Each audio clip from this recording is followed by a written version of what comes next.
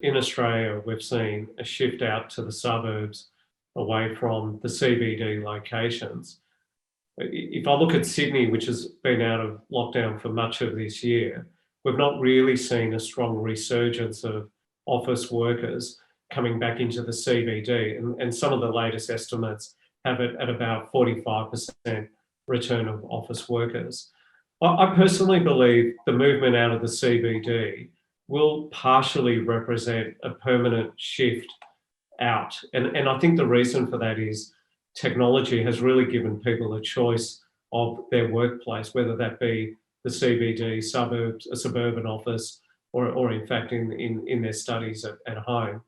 I think it's also important to say I'm not actually long-term negative on the population concentration of major CBD areas, but I do think that it will take some years for the CBD to go back to pre-COVID levels. I think we need to break it down into pre-vaccine and post-vaccine, and I'm a believer, continuing believer in the vaccine, even particularly after the last few days. But I do think until a vaccine is widely accepted, I don't believe that employers will force their employees to return to an office environment. I don't think the law is going to allow for that in any case. But there's no doubt that many people have become used to working remotely. And dare I say that people have found that it has greater lifestyle benefits. And at the same time, it's actually increased their productivity. Studies have shown that time previously spent by people traveling to and from work is now actually spent productively working from home or remotely on work-related matters. Many businesses have successfully conducted their work remotely, and I believe that they will see this as an opportunity to save costs by downsizing their office requirements. And I actually expect that what we'll see across the board is companies handing back some amount of office space. It could be, somewhere between 5 to 20% of their total office space, and they'll achieve savings by creating, more of a flexible working environment. Although there is strong argument that in an office environment preserves collaboration, brainstorming type initiatives, and orientation for a lot of the younger staff, I don't think that's going to require 5 days a week of office attendance, and companies will start to supplement that type of interaction in different ways. In the short term, landlords will need to deal with many of the companies that will be handing back office space, but I don't think it's the start of a long-term downward trend, and I really say that for a few different reasons.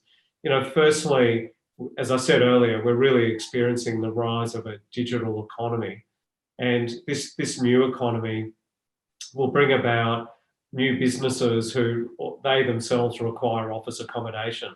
So new supply coming into the CBD is likely to be limited for a few years. The growth of new enterprise will ultimately fill up some of that empty office space that perhaps is the subject of the 5 to 20% handback that is going on at the moment.